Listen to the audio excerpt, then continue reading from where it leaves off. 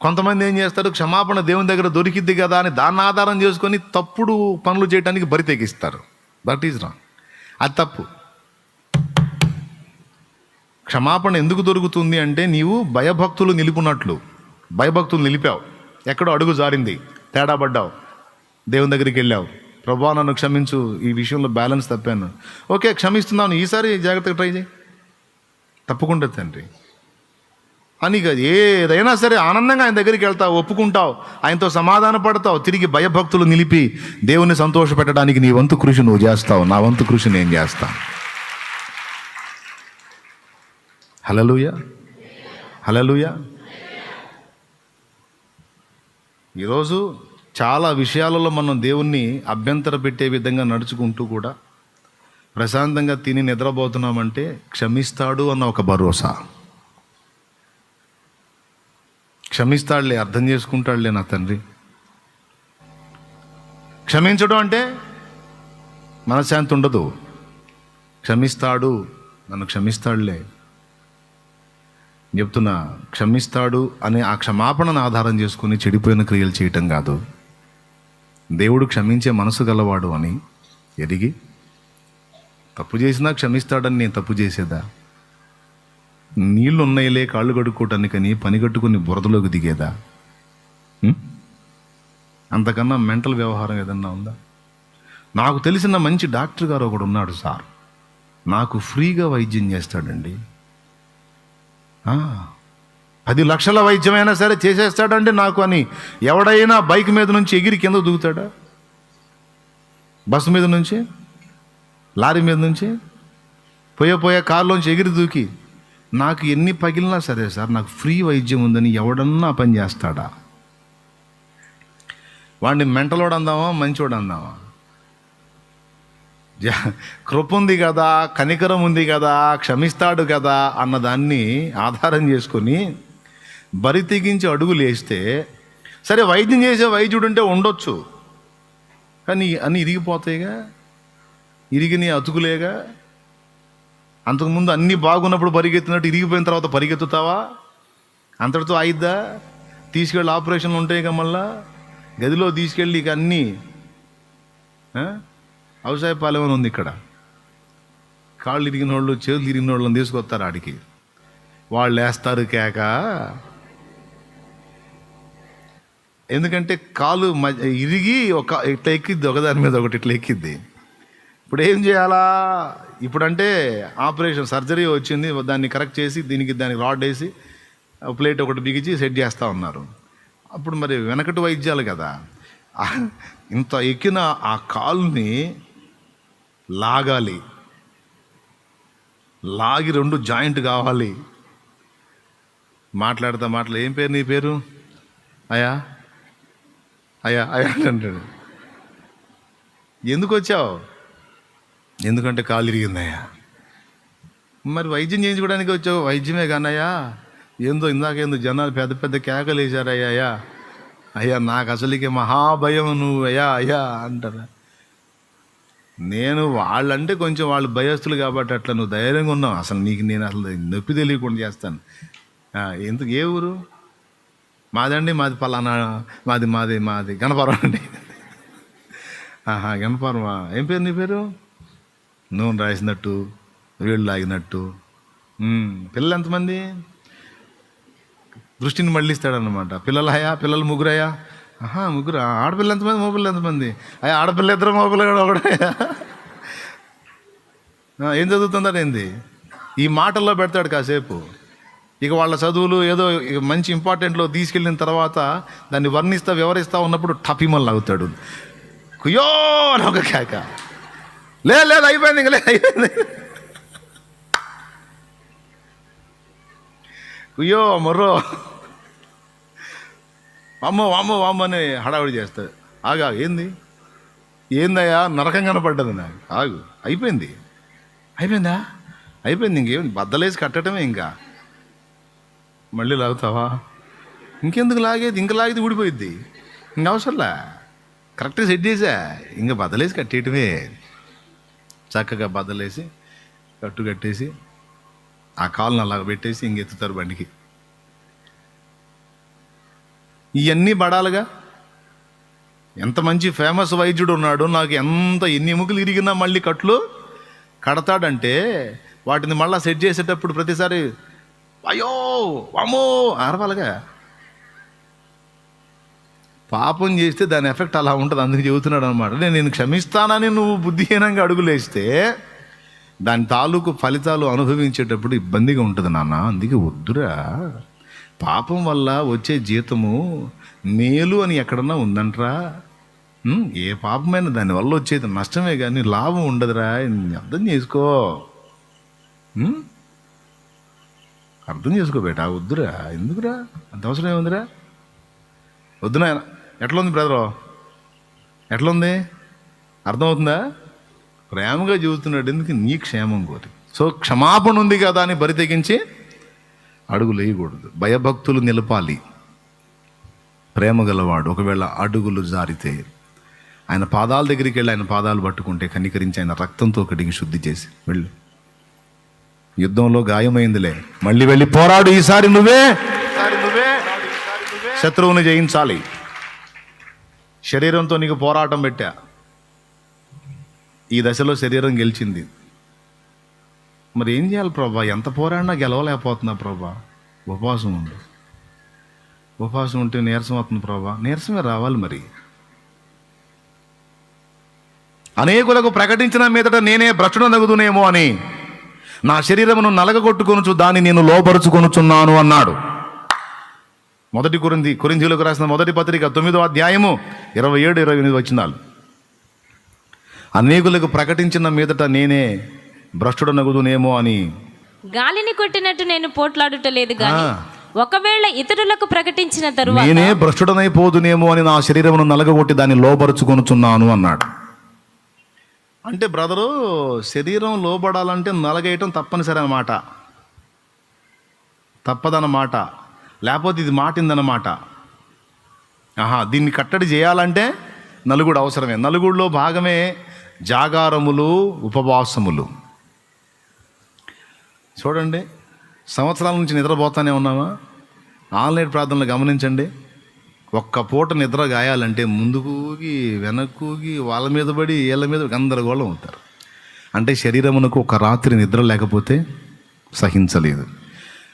సంవత్సరాల నుంచి తింటానే ఉన్నామా? మనం తిన్న బస్తాలన్నీ లెక్కేసుకుంటే ఎన్ని బస్తాలు వస్తాయో కూడా తెలియదు. మనం తిన్న ఫ్రూట్స్ కానీ చికెన్ కానీ ఎన్ని కోళ్ళు వస్తాయో లెక్కేసుకుంటే కోళ్ళు అవునా? కానీ ఒక పూట ఫాస్టింగ్ ఉండాలంటే మొహం చూడాతి కాదు కొంతమందిది. అయితే ఊరకనే చెప్పేయచ్చు, ఏంది ఉపవాసమా? అవును, అర్థమైందిలే, నీ అవతారం చూస్తేనే అర్థమైంది. ఒక్క పూట తిండి మానుకోవాలంటే ఏం బాధ, కడుపులో ఏం సోదా. కానీ దేవుడు చెప్తున్నాడు వాక్యంలోంచి, శరీరమును అధిగమించాలంటే ఉపవాసము తప్పనిసరి. నలగొట్టాల్సిందే శరీరాన్ని.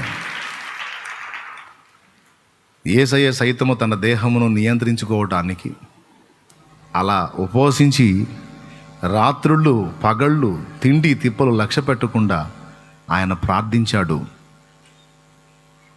అందుకే ఆయన దేహము కంప్లీట్గా ఆయన వశంలో ఉంది. అదేంది బ్రదరు, ఆయన దేవుడు కదా, దేవుడే, కానీ మానవ శరీరంతో వచ్చాడు. కోర్స్ ఆయన బాడీలో పాపం లేదు. మనం పుట్టుకతో పాపంలో పుడుతున్నాం కాబట్టి మనం బలహీనపడే అవకాశం ఉంది. యేసయ్యలో పాపం లేదు కాబట్టి ఆయన బలహీనపడే ఛాన్స్ లేదు. ఆయన పరిశుద్ధ కన్యకు పుట్టాడు. ఆదాము బీజం కాదు, ఆయనలో ఉంది దైవ బీజం, కాబట్టి ఆయన పాపం చేయడు అంటారా? మరి అట్లయితే ఆదాము కూడా ఏ పాపము లేని పరిశుద్ధుడుగానే పుట్టాడుగా. మరి ఆదాం పాపం చేయలేదా? పాప బీజం ఉన్నందున ఆదాం పాపం చేశాడా? లేదా ఆదాం పాపం చేసినాక పాపం వచ్చింది ఆదాంలోకి? పెద్దగా చెప్పండి. ఆదాంలో పాప బీజం ఉన్నందున పాపం చేశాడా? ఆదాము జన్మత పరిశుద్ధుడే, కానీ ఆజ్ఞ అతిక్రమించినందువల్ల పాపం ప్రవేశించింది. ఇక ఆదాము నుండి పుట్టిన వాళ్ళందరికీ జన్మత అది సంప్రాప్తమైంది. కానీ యేసు ఎలాగ పరిశుద్ధంగా జన్మించాడో అలా ఆదాము కూడా పరిశుద్ధంగా జన్మించాడు. ముస్లిం సోదరులు ఇదే చెప్తారు.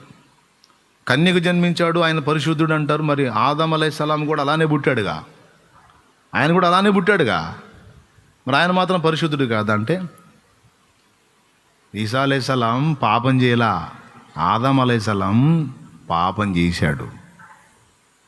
కాబట్టి ఆదం అలైహిస్సలాం మనిషి, ఈసా అలైహిస్సలాం దేవుడు. చెప్పు గట్టిగా స్తోత్రం చెప్పు. హల్లెలూయా. ఆదాముకి ఇచ్చిన జీవితం యేసుకి ఇచ్చారు. ఆదామును ఆకర్షించినది ఆనాడు ఒకటైతే, ఈనాడు యేసును ఆకర్షించడానికి సాతాను ఎన్నో చూపించాడు, లోక మహిమలన్నిటినీ చూపించాడు. ఆనాడు ఆదాముకి ఇవ్వబడిన ఒక్క ఆజ్ఞను ఆదాము మీరి తప్పు చేశాడు. కానీ యేసు ముందు వందలాది వేలాది ఆకర్షణలు ఆజ్ఞలు ఉన్న వాటిలో ఒక్కటైనను మేరకుండా అన్నిటినీ అక్షరాల నెరవేర్చి పరిపూర్ణ పరిశుద్ధుడని నిరూపించుకున్నాడు. నా యందు పాపమున్నదని మీలో ఎవడు స్థాపించునని సవాలు విసిరిన ఒకే ఒక్క శ్రేష్ఠుడు యేసుక్రీస్తు ప్రభు ఒక్కడే.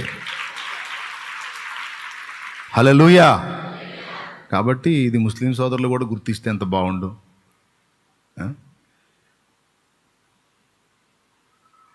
యేసు సైతం తన దేహమును నియంత్రించడానికి దాన్ని శ్రమ పెట్టాడు. అపోస్తలుడైన పౌలు కూడా అదే పాఠాన్ని నేర్పుతున్నాడు. దేహాన్ని శ్రమ పెట్టాడు, లేకపోతే దేహమును జయించుట కష్టము.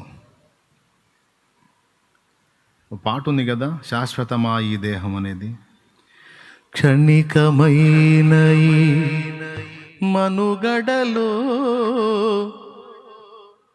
ఆ పాటలో దేహవాంఛలను దూరము చేసి ఆ ప్రభు యేసుని శరణము కోరి, ఇదే ఈ పాట వచ్చిన సందర్భంలోనే వచ్చిన మరో పాట, ఆత్మ నింపుమా జీవాత్మ నింపుమా అనే పాటలో కూడా వడలు పాప పొడల చేత ఏహ్యమాయను అంటాడు. వడలు అంటే శరీరం. ఆత్మ నింపుమా జీవాత్మ నింపుమా అనే పాటలు దేహాన్ని గురించి ఎన్నో పాటలు రాశారు. శరీర వాంఛలు న్యూగా కొత్తగా కూడా వచ్చిన పాటలు ఉన్నాయి, చాలా పాటలు ఉన్నాయి శరీర వాంఛల గురించి. అహము ఇహము పాశములై వ్యధల పాలు చేసినవి, పొడలు పాప పొడల చేత ఏహ్యమాయను. అహము ఇహము పాశములై వ్యధల పాలు చేసినవి, పొడలు పాప పొడల చేత ఏహ్యమాయను. కరుణాత్మ శ్రీ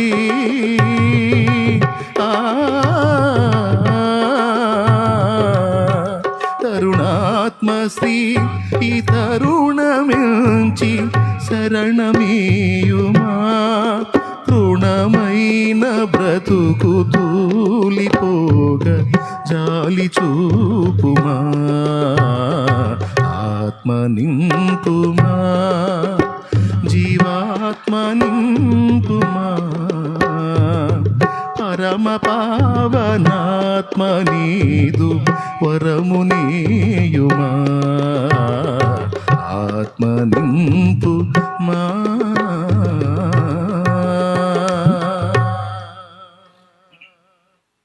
దేవునికి మహిమ. శరీరమును నియంత్రించాలి, దాన్ని కట్టడి చేయాలి, దాన్ని జయించాలి. ఇది మన ముందున్న లక్ష్యం.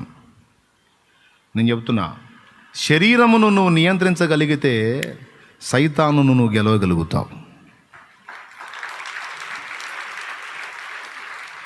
మళ్ళీ చెప్తా, నిన్ను నీవు నియంత్రణలో పెట్టుకోవటం నువ్వు సాధించగలిగితే శత్రువు నిన్నేం చేయలేడు, వాడిని గెలిచినట్టే. అసలు ముందు నిన్ను నువ్వు నన్ను నేను మనల్ని మనం గెలవటమే పెద్ద ఫైటింగ్. ఎంతమంది ఒప్పుకుంటారు? మన శత్రువుతో fighting second half, first half మనతో మనకే ఫైటింగ్. ప్రతిరోజు యుద్ధమే. శరీరం ఒకటి ఆశిస్తుంది, ఆత్మేమో ఇంకొకటి ఆశిస్తుంది. శరీరమేమో నిద్రపోదాం అంటది, ఆత్మేమో ప్రార్థన చేయంటది. ఏది గెలిచిద్ది? ఆత్మేమో వాక్యం విందాం అంటది, శరీరం ఏమో సీరియల్ చూద్దాం అంటది. కుటుంబ కథా చిత్రం. ఒక్కసారి ఆలోచించండి. సన్నిధికి వెళ్ళి దేవునితో గడుపుదామంటది ఆత్మ. కాదు, వేరే వేరే వ్యాపకాలు ఉన్నాయి, వాటితో టైంపాస్ చేద్దామంటది శరీరం. ఈ రకంగా పరిశుద్ధతగా జీవిద్దాం, పరిశుద్ధత కలిగి ఉందామని ఆత్మ చెబితే తన వాంఛలను తీర్చుకోవడానికి దేహము తప్పిస్తూ ఉంటుంది. ఈ రెండు ఒకదానికొకటి విరోధంగా అపేక్షిస్తున్నాయని వాక్యం స్పష్టంగా చెప్పింది. గలతీ పత్రిక 5వ అధ్యాయము 17వ వచనం. కాబట్టి ఇప్పుడు ఫస్ట్ ఫైటింగ్ ఎక్కడుందంటే మనకి, మన శరీరానికే ఉంది, మన ఆత్మకి శరీరానికే ఉంది. ఇక్కడ జయం పొందగలిగితే శత్రువు నిన్నేమీ చెయ్యలేడు. 40 రోజులు జరిగినటువంటి పోరాటంలో యేసు గెలిచాడు. అయిపోయినాక డైరెక్ట్గా వాడు ఎదురుపడ్డాడు.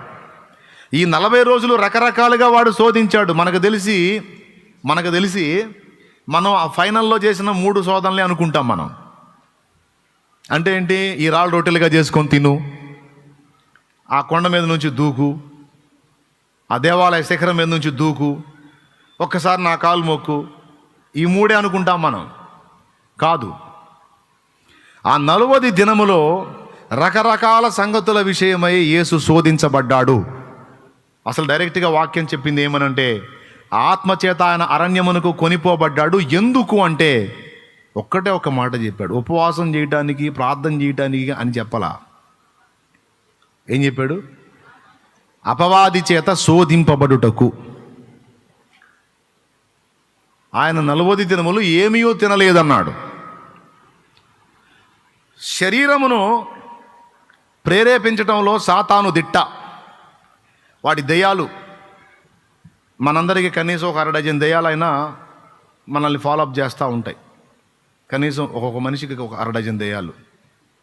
దేనికో తెలుసా? ఐహికేచ్ఛలను, శరీరేచ్ఛలను రెచ్చగొట్టడానికి గమనిస్తూ ఉంటాయి. యేసు ప్రభు దగ్గరికి అయితే డైరెక్ట్గా సాతానే వచ్చాడు. కొంతమంది అంటారు, సాతాన్ నన్ను తెగ శోధిస్తున్నాడు అన్నయ్య అని. నీకు అంత స్థాయి లేదంటాను నేను.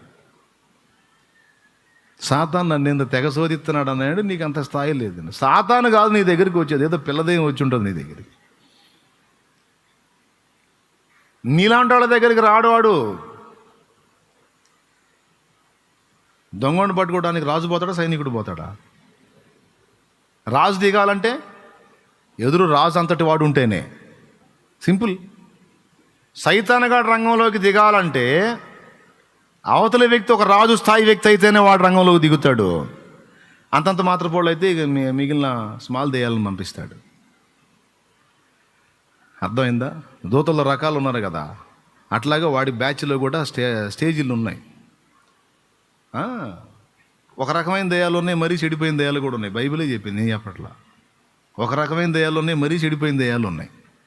సాక్షాత్ యేసయ్యే చెప్పాడు. అపవిత్రాత్మ ఒక మనిషిని వదిలిపోయిన తర్వాత అది నీరు లేని చోట్లల్లా వెదకుచు దానికి విశ్రాంతి దొరకనందున నేను విడిచి వచ్చిన ఇంటిని చూచేదని అనుకొని పోయి ఆ ఇల్లు ఊడ్చి అమర్చి ఉన్నట్టు చూచి దానికంటే చెడ్డవైన మరి 7 దయ్యములు దానికంటే అంటే ఇది కొంచెం బెటర్ అన్నమాట. అంటే అలాగని మంచిదేం కాదు, ఇది మంచిదేం కాదు, ఇది చెడిపోయింది. ఏ దయ్యం మంచిది కాదు, అన్నీ చెడిపోయినాయి. కానీ మరీ చీదర దయ్యాలు ఉన్నాయన్నమాట, డైరెక్ట్గా చెప్పుకోవాలంటే. నేను చెప్పానా? ఉందా? దానికంటే చెడ్డవైన మరి 7 దయ్యములను వెంట పెట్టుకొని వచ్చి ఆ ఇంట కాపురం ఉండును అన్నాడు. కాబట్టి మన యొక్క ఆత్మీయ అంతస్తును బట్టే డైరెక్ట్గా సాతాను రావటమా లేకపోతే దయ్యాలు రావటం అనేది జరుగుతుంది అనమాట. సైతాన్ నన్ను తెగ శోధిస్తున్నాడు, నేను నవ్వుకుంటాను. నీ రేంజ్కి మళ్ళీ సైతాన్ గడల్లా రావాలి, పెద్ద యువరాణివని, పెద్ద యువరాజు అని. సాతాను గదలాలంటే దానియేలు కావాలి, సాతాను గదలాలంటే ఏబు కావాలి, సాతాను గదలాలంటే యేసు కావాలి. అది రేంజ్. ఆ రేంజ్కి నువ్వు ఎక్కినప్పుడు అప్పుడు దిగుతాడు వాడు రంగంలోకి. అప్పటిదాకా నన్ను జరిగేది పిల్లదేయాలే. ఈ పిల్లదేయాల దెబ్బకే గందరగోళం అయిపోయి పడతాలు లెగుస్తా. డైరెక్ట్గా వాడే దిగాలంటే యేసయ్య రేంజ్ కావాలి, ఏబు రేంజ్ కావాలి, దానియేలు రేంజ్ కావాలి. అది పరిపూర్ణత. అక్కడికి వెళ్ళినప్పుడు వాడు ఎంటర్ అవుతాడు డైరెక్ట్గా. 40 రోజుల అరణ్యంలో యేసును రకరకాలుగా ఈ శరీరమును ప్రేరేపించడానికి 40 days శోధించాడు. ఎన్ని రకాలుగా ట్రై చేశాడో, ఎన్ని రకాలుగా ఇబ్బందులు పెట్టాడో. అడవి జంతువుల మధ్య యేసు ఉన్నాడు. ఎన్ని రకాలుగా ఇబ్బంది పెట్టాడో ఆయన్ని. ఎందుకంటే ఆ శోధన అయిపోయిన తర్వాత దేవదూతలే వచ్చి యేసుకు పరిచర్య చేయాల్సినంత పరిస్థితుల్లోకి వెళ్ళాడు యేసయ్య. దేవదూతలు వచ్చి ఆయనకు పరిచర్య చేసిరి అన్న మాట గురించి ఎప్పుడైనా ఆలోచించారా? ఇదిగో దేవుని దూతలు వచ్చి ఆయనకు పరిచర్య చేసిరి అని ఉంది ఆ శోధన ముగిసిన తర్వాత. అంటే ఏం జరిగి ఉంటుంది?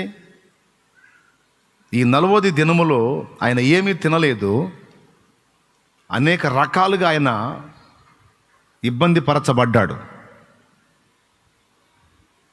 అంత అయిపోయిన తర్వాత దేవదూతలు వచ్చి ఆయన అన్ని సెట్ చేయాల్సి వచ్చింది. ఇక చూస్తేనేమో శరీరమేమో డొల్లైపోయింది. ఆత్మ బలము పొందుకొని ఆయన గలిలయకు వచ్చాడని ఉంది. శరీర బలాన్ని మొత్తాన్ని కూడా శక్తిహీనం చేసి ఆత్మబలం పొందుకొని వచ్చాడు. మనం దొరికిన దగ్గరల్లా బిర్యానీ తిని దేహ బలమును బహుగా, దేవునికి స్తోత్రం, అడ్డమైన చెత్త తిని 90 కిలోలు, 100 కిలోలు, 110 పోటీ పడి పెంచి పడేస్తాం. మనకు కావాల్సింది దేహబలం కొంతే కానీ ఆత్మబలం మిక్కుటంగా కావాలి. ఏది బలంగా ఉంటుందో అదే గెలిచిద్ది. ఇది లెక్క. ఆత్మని బలహీనపరిచి శరీరాన్ని బాగా పొద్దులా మేపామనుకో అప్పణంగా, ఇంకేముంది? ఇది చెప్పినట్టు ఆత్మ నడటమే. ఒక ఎద్దునను ఒక గొర్రె పొట్టేల్ని కట్టామనుకో కాడి, ఏది దేన్ని తీసుకొని పోయిద్ది? గొర్రె పొట్టేలు లాక్కొని పోయిద్దా ఎద్దుని, లేకపోతే ఎద్దు లాక్కొని పోయిద్దా? ఈ శరీరం ఏమో ఎద్దులా తయారైంది, లోపల ఆత్మ గొర్రె పొట్టేలు కాదు, మరి పిల్ల మేకలాగా తయారైంది. ఇంకేం చేసింది? అది శరీరం ఎటు పోతే అటే పోతుంది. ఈ రహస్యం ఇది. ఇప్పుడు ఏం చేయాలి మరి? శరీరమును కట్టడి చేయాలి. నువ్వు 130 కీర్తన తీసుకుని యోనా అన్నావు, దావీద్ అన్నావు, కృప దొరికిద్దన్నావు, క్షమాపణ అన్నావు, ఇన్ని చెబుతా మళ్ళీ శరీరం దగ్గరికి వచ్చావేంట్రా అనుకుంటున్నారా? లైన్లోనే ఉన్నారా? ఎంతమంది ఉన్నారు? దేవునికి స్తోత్రం. శరీరము బలముగా ఉన్నంత వరకు దాని ఫోర్స్ పనిచేస్తూనే ఉంటుంది. జయ జీవిత రహస్యం ఇదే. దేహమును నలగొట్టుటయే పరమార్థం, అనుకూలత. ఆత్మను బలపరుచుకోవాలి, శరీరాన్ని. అది యేసు చేసిన సాధన. 40 days ఆయన అది చేశాడన్నమాట. అరణ్యానికి వెళ్ళేటప్పుడు దేహబలంతో వెళ్ళాడు.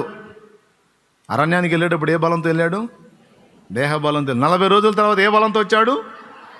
చూడు, లూకాసు వార్త 4వ అధ్యాయము 14 వెళ్ళేటప్పుడు కూడా చదువు, స్టార్టింగ్లోనే ఉంటుందిగా. అపవాది ప్రతిశోధన ముగించి 4వ అధ్యాయం మొదటి నుంచి ఆయన యేసు పరిశుద్ధాత్మ పూర్ణుడై యోర్దాను నది నుండి తిరిగి వచ్చి 40 దినములు ఆత్మచేత అరణ్యంలో నడిపింపబడి. ఎన్ని రోజులు? యేసు పరిశుద్ధాత్మ పూర్ణుడై యోర్దాను నది నుండి తిరిగి వచ్చి 40 దినములు ఆత్మచేత అరణ్యములో నడిపింపబడి అపవాది చేత శోధింపబడుచుండెను. పుట్నోట్లో ఏముందమ్మా? సాతాను చేత. రిఫరెన్స్ ఏనా చూస్తారు మిగిలిన వాళ్ళు కూడా. ఆ దినములలో ఆయన ఏమీయో తినలేదు. ఓకేనా? 40 రోజులు రకరకాలుగా శోధిస్తున్నాడు. 40 రోజుల తర్వాత శరీరం బాగా బలహీనమైపోయింది. అప్పుడు ఎప్పుడైతే బాగా బలహీనత అయిందో అప్పుడు ఎంటర్ అయ్యాడు. అంటే మనం ఆకలి కొనిన వేళే అపవాది మనల్ని శోధించే వేళ. మనం అక్కర కొన్న వేళే వాడు మనల్ని శోధించే వేళ. మనం కడుపు నిండున్నప్పుడు శోధించడు, మనకు ఆకలి అయినప్పుడే. ఈ ఆకలి అన్నిటికీ అన్వయింపు చేసుకోండి, పర్సనల్ లైఫ్కి కూడా అన్వయింపు చేసుకోండి. ఆకలి కొన్న వేళే నీకు శోధన ఎదురైద్ది. ఎంతమందికి అర్థమైంది నేను చెప్పింది? తెలివైన వాళ్ళకి అందరికీ అర్థమైద్ది. నీ ఆకలి వేళే వాడు నిన్ను శోధించే వేళ. కాబట్టి ఆయన ఆకలి కొనగా ఏం చేశాడు? వచ్చి శోధించాడు అన్నది. సో టోటల్గా అంత అయిపోయిన తర్వాత అపవాది ప్రతిశోధనను ముగించి కొంతకాలం ఆయనను విడిచి పోయెను. అప్పుడు యేసు, వచనం 14వ వచనం, అప్పుడు యేసు ఆత్మ బలముతో గలిలయకు తిరిగి వెళ్ళెను. అద్దుగో, దేహ బలంతో కాదా, ఆత్మ బలంతో. ఎప్పుడైతే నీ ఆత్మ బలం పొందుతుందో, నీ దేహం నియంత్రణలోకి వస్తుందో, అపవాది నీ ముందు ఓడిపోతాడు. డైరెక్ట్గా సైతానే వచ్చినా సరే ఓటమి పాలు కాక తప్పదు, వాడిని నేనేం చేయలేడు. అంతే. అంటే ఫస్ట్ గ్రహించాల్సింది ఏంటంటే, నిన్ను నువ్వు, నన్ను నేను గెలవటానికి మన వంతు పోరాటం మనం చేయాలి, జయం పొందాలి. ఇప్పటివరకు తరచుగా ఓడిపోతూ ఉన్నారు, ఇంకా ఓడిపోకూడదు. దేహం మీద యుద్ధం ప్రకటించాలి. జయించువానికి నా దేవుని పరదైసులో ఉన్న జీవవృక్ష ఫలములు భుజింపనిత్తును, జయించువానికి తెల్లని రాతినిత్తును, జయించువానికి మరుగై ఉన్న మన్నాను భుజింపనిత్తును, జయించువానికి క్రొత్త పేరు, జయించువానిని నా సింహాసనమందు కూర్చుండనిత్తును, జయించువాన్ని నా దేవుని మందిరంలో ఒక స్తంభముగా చేసేదను. ఓ ఎన్ని వాగ్దానాలో! జయించిన నీవు నా పక్షమై ఉండగా, జయమిచ్చు నీవు నన్ను నడుపుచుండగా, జయించిన నీవు నా పక్షమై ఉండగా, జయమిచ్చు నీవు నన్ను నడుపుచుండగా, జయమే నాశ అది ఏ నీ కాంక్ష, నీకే నా స్తోత్రార్పణలు. జయమే నాశ అది ఏ నీ కాంక్ష, నీకే నా స్తోత్రార్పణలు. నా యేసయ్యా నీ దివ్య ప్రేమలో నా జీవితం పరిమళించెనే, నా జీవితం పరిమళించెనే. దేవునికి మహిమ. ఆయన మన దోషంలోను కనిపెట్టి చూడట్లేదు, చూచి చూడనట్టుగా ఊరుకున్నందున మనం బ్రతుకుచున్న వారము. ఆయన దోషములన్నీ కనిపెట్టి చూస్తే ఎవరు నిలుస్తాడు? అయినను మనమందరము ఆయన యందు భయభక్తులు నిలుపునట్లు ఆయన దగ్గర క్షమాపణ ఉన్నది కదా అని పాపము చేయుదమా అట్లన్న రాదు. ఇది మొత్తం లింకు. మరేం చేయాలి? భయభక్తులు నిలపాలి. దేహమును పద్దాకలు ప్రభువా పడిపోతున్నా సిగ్గు లేదా అంటాడు ఆయన. ఏం సిగ్గు, ఏమో ప్రభా, పడిపోతున్నా ప్రభా, చెడిపోతున్నా ప్రభా. అది పద్దాకలా మారు మనసు పొందు, కాస్త ఉపవాసం ప్రతిష్ఠించు. ఎందుకు పడిపోతున్నావు, ఎందుకు బలహీన పడిపోతున్నావు అంటే, దేహం ఆరోగ్యంగానే ఉంది కానీ ఆత్మ బలహీనమైపోయింది. ఇప్పుడు అర్జెంటుగా శరీరానికి ఫుడ్ కట్ చేసి పట్టేసి ఆత్మకు ఆహారం ఇవ్వు. అప్పుడు శరీరం నీ మాట వింటది. ఓ ఆత్మ, అప్పుడు శరీరం నీ మాట వింటది. ప్రభా పడిపోతున్నా ప్రభా, బలహీన పడిపోతున్నా ప్రభా, చెడిపోతున్నా ప్రభా, వీక్ అయిపోతున్నా ప్రభా అని నీలో ఉండి మొత్తుకునేది ఏంటో తెలుసా? ఆత్మ. పావురము పక్షులన్నీయును దుఃఖారావం అనుదినం చేయునట్లు, పావురము పక్షులన్నీయును దుఃఖారావం అనుదినం చేయునట్లు, దేహ విమోచనము కొరకై నేను మూల్గుచున్నాను సదా. దేహ విమోచనము నేను మూల్గుచున్నాను సదా. ఈ పాపిష్టి శరీరంలో ఉండి ఆత్మ మూలుగుతుంది. ఆ శరీరం నీ మాట వినట్లా. చేయరాని కార్యాలు నీ ద్వారా చేయడానికి అది నిన్ను రేపుతుంది. చివరికి అది నాశనానికి తీసుకెళ్తుంది, కీడుకి తీసుకెళ్తుంది. సో ఇది కంట్రోల్ కావాలి అంటే తప్పనిసరిగా దేహమును నియంత్రించుకోవాలి. నియంత్రించాలంటే జయ జీవితం ఒక్కటే, ఉపవాస ప్రార్థన.